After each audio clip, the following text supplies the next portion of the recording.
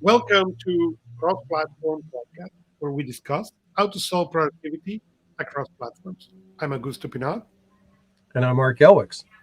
and today it's about to touch or not to touch. And we're talking about screens and touch screens. I live in a touchscreen world. I have iPad, my phone, and my main machine is an iPad. And my office has a Mac, and I have a couple of PCs from clients, and it frustrates me every time I need to deal with any of those machines, the lack of touchscreen. Even on one of them, I've been begging to the IT people to allow me to install a remote client. Let me go to that machine in the Windows remote client so I can do it on my iPad and do touchscreen. Uh, Same thing on the Mac. I go in the Mac more using Jump so I can use the touchscreen than what I Mhm. grab the Mac. For me, touchscreen is a must, and it really frustrates me when I don't have it. In many cases, much faster than the mouse or anything else. But I know you upgrade your tools in December, and you got a machine that it was not touch. Nope, no. So I that's a got discussion a today. I got a laptop, and I specifically made sure that I did not get a laptop that had touchscreen on it. And here's why. I think touchscreen absolutely has its place on tablets, on phones, things like that. I have never found it to be useful on a clamshell laptop configuration. And the reason being Really? is because it's just poking at the screen. And there's two reasons why I don't care for it. One, I find it's inconvenient because I have to reach, for me to reach beyond where I am to go up and touch the screen, I'm using a mouse anyway. So it's redundant. It really doesn't gain me anything. But the second is, and I'm sure I'm not the only person, I don't like screen smudges. I don't like fingerprints all over my display when I'm looking at it. And that I have yet to find a touchscreen that really isn't lending itself to that. Now, there are certain times, absolutely, it would make perfect sense to have a touchscreen. And my Chromebook has a touchscreen. It's a two-in-one configuration. I can fold it back, I can use that, and that works great. But for my primary machine, that I'm using all day long, big iron, heavy duty computer, I have no reason for this to be a touchscreen. It there's very little. I can't draw on it effectively at the vertical angle, so it would have to be tipped back further. Right. Which means for it to be tipped back further, it then has to be pulled closer to me, closer than normal keyboard distance, for me to be at a comfortable distance to draw. Because there's nothing supporting the back of the monitor, I'm not actually going to be writing on it because it would bounce and wiggle. That just makes more sense if it's on a tablet or something that's laying flat or solidly on a surface. So just this vertical arrangement to me does not lend itself to a touchscreen. And I've tested that before. The old two-in-one computer that I had was a touchscreen. And I had more issues with accidentally touching it and doing things than I ever did productively touching the screen and doing it. That is interesting. I have the iPad with the Magic Keyboard, so I have a mouse, and I use a lot more touching the screen than what I use the mouse. And when I used any of those laptops, I found myself touching the screen and smudging the screen with my fingers. And a lot of time I hit two or three times. Oh, this doesn't have. I start Mm-hmm. growling. So I understand why some machines don't have it. And I get it. To make them thin, you need to remove some of the touching Sure. possibilities. But I would love really to be able to get that. Well, and just to give you an example, I mean, I can absolutely see. And I use them. I use, like I said, I use my Chromebook Right. touchscreen all the time with the S Pen, and I use that combination. I use my tablet with the S Pen, and it makes perfect sense. But to me, there's certain circumstances where having having a touchscreen is in a place where I'll never use it.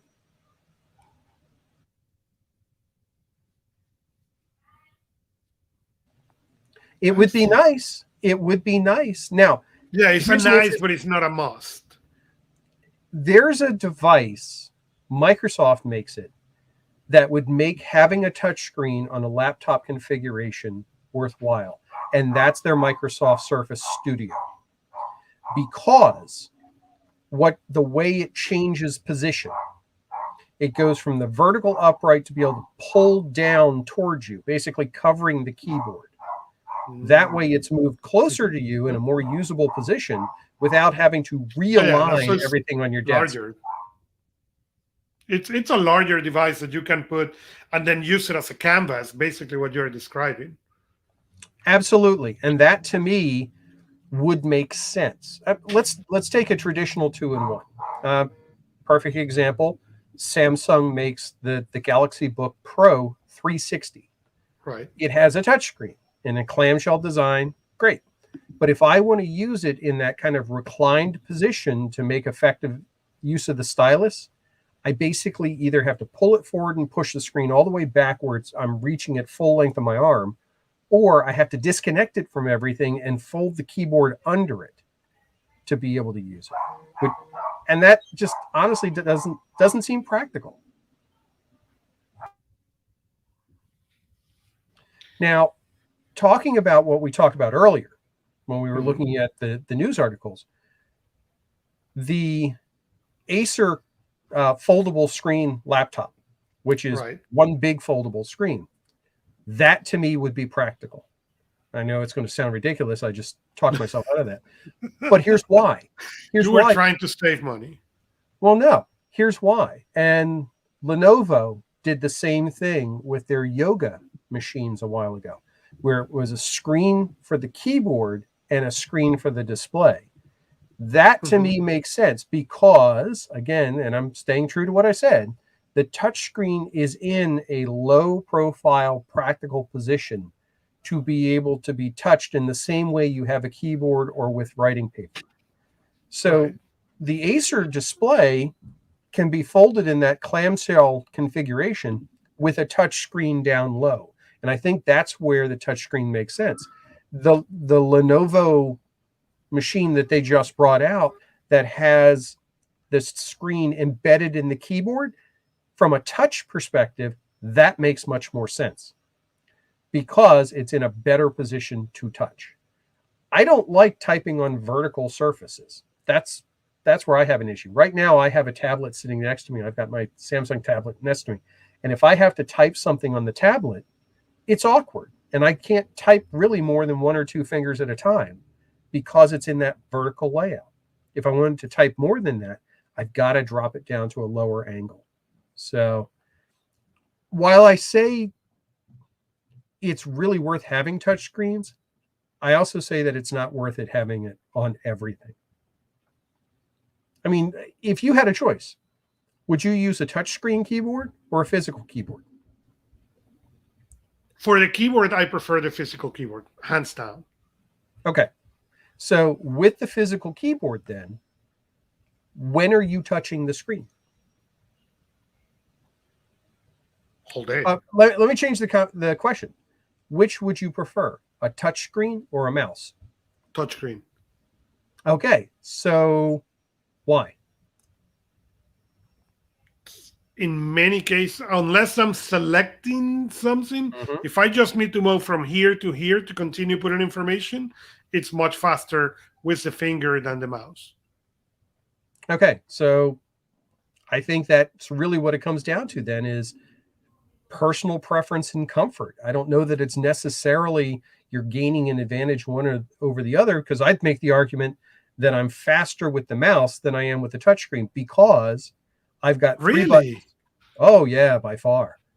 I have 3 buttons available on a device that I can then move within the 2-dimensional space to be able to not only select, but zoom in and zoom out and also control menu functions. I'm probably one of those few people, though, who will go through, select text, copy, and paste, and never touch my keyboard because I Oh can do it wow. through the mouse.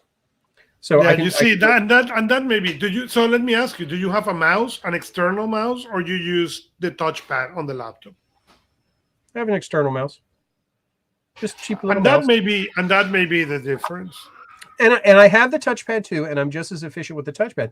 But I'm also one of those weird guys that used to like the little eraser nub that was in the middle of the IBM ThinkPad laptops, the little red clown nose. I used to love that because I was really good at using it and being able to move it around and click and tap and all. But you see, that thing I loved. Okay, actually I thought the ThinkPad keyboard and mouse and with Oh, that thing it was incredible. I yes. so that part I get it. The but most of the and it may be that when I'm working with clients and they need me to get their machines are never that great. Okay, Mm. maybe. And I don't have an external mouse. I don't have so the pad. Maybe that's the difference. I don't know.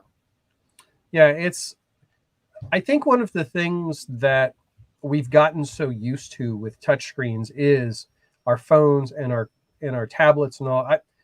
My grandson's 2 years old, will soon be three, and he intuitively knows how to work a touchscreen. No problem. He can Right. swipe through things, he can tap on things. There is that level of connection that it's just a basic human behavior that they've tapped into, even more so than a mouse is. A mouse, you have to kind of figure out how this is going to work and develop Correct. that hand-eye coordination. Where a touchscreen doesn't have that. It's built into you to be able to have that level of hand-eye coordination. So there's no question in my mind that that makes sense. From a productivity and efficiency standpoint, though, I still find being able to have that level of control, one, from the external mouse perspective, especially with most mice like mine, you can control the dots per inch of sensitivity on the mouse on the fly. So if you're Yeah. working on something detailed, there's a little button on mine that I could step it up to 1440 pixels per inch of sensitivity. And that just makes it Right. crazy sensitive. But it also makes it very easy to do fine detailed work, something that I couldn't easily do even with like an S Pen.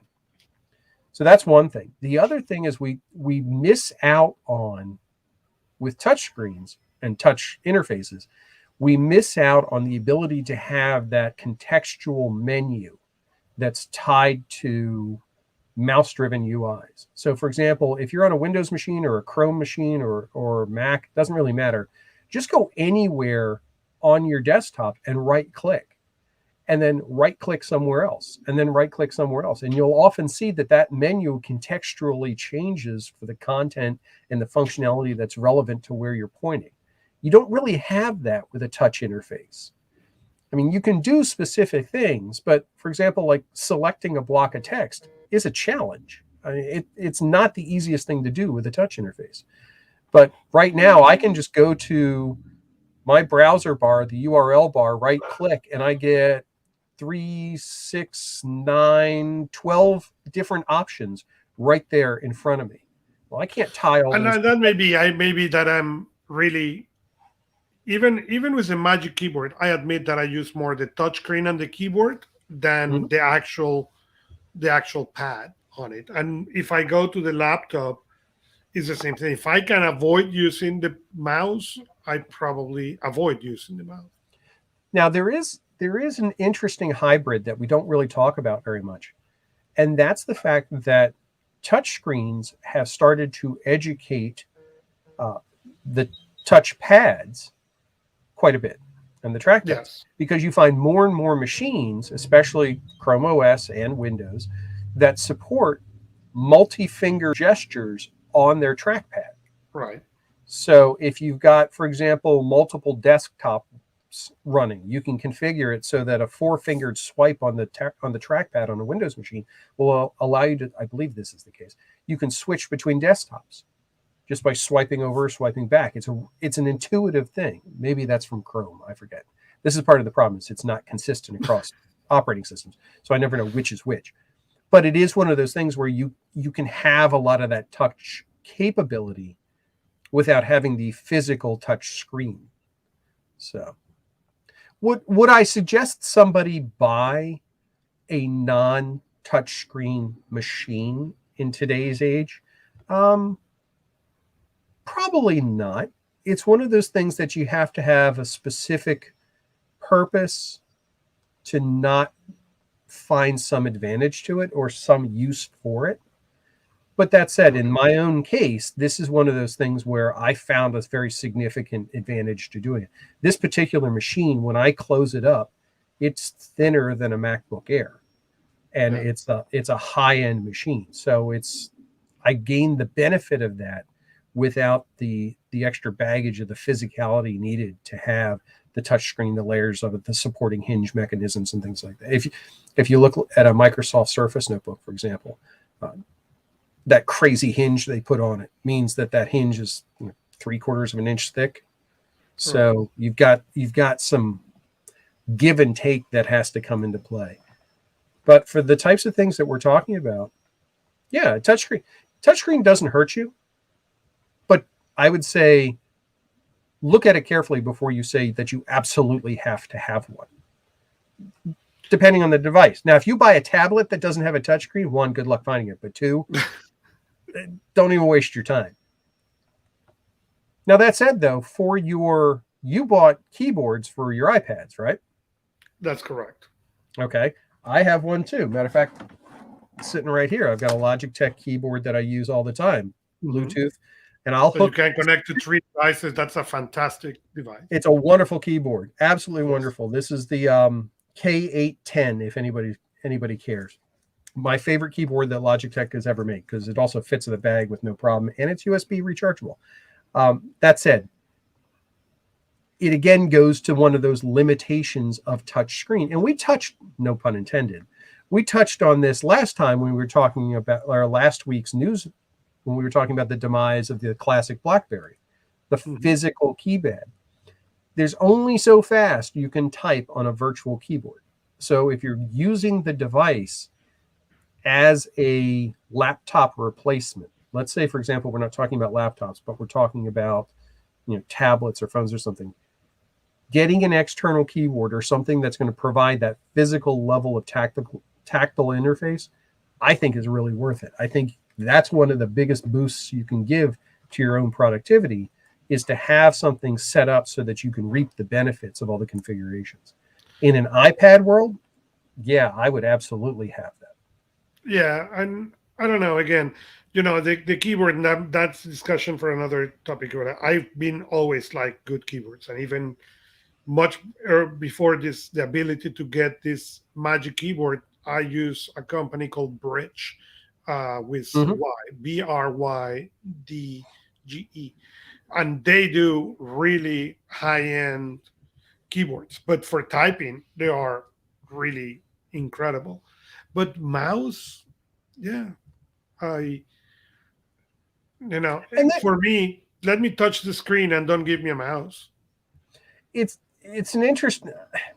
The problem I get into too is that there's so many halfway points between these things. So, for example, within my Samsung world I live in, the Samsung keyboard, the Google keyboard, all have swipe type capability. I assume that's a thing on Apple side. I don't recall. So you're getting the ability to type without having to tap, sliding back and forth. You can't do that on a physical keyboard. Doesn't work right. You wind up with all kinds of chicken scratch. But because the software is smart enough to take advantage of that virtual keyboard environment, you can type with a stylus. You can type with a finger back and forth. And I have to admit, I'm not that shabby with it. I mean, I'm relatively quick with that. So it gets around the whole hunt and peck on the sheet of glass. And it gives you additional capabilities that you're not going to have through the physical keyboard, predictive text and that sort of thing. So there's a plus and minus to all of them. But I think if you don't spend time looking at those options and deciding this is where I'm going to effectively use it, this is where I'm not going to effectively use it, and make those decisions, you wind up either buying stuff you don't need or missing out on stuff that could help you out. Yeah, and that's a really good point. So I, as many of the things, one of the most important things is to understand what works for you. And that's probably the most important criteria, because doesn't matter where are you in that cross-platform journey, and we are all, or Mm-hmm. most of us are in that cross-platform journey.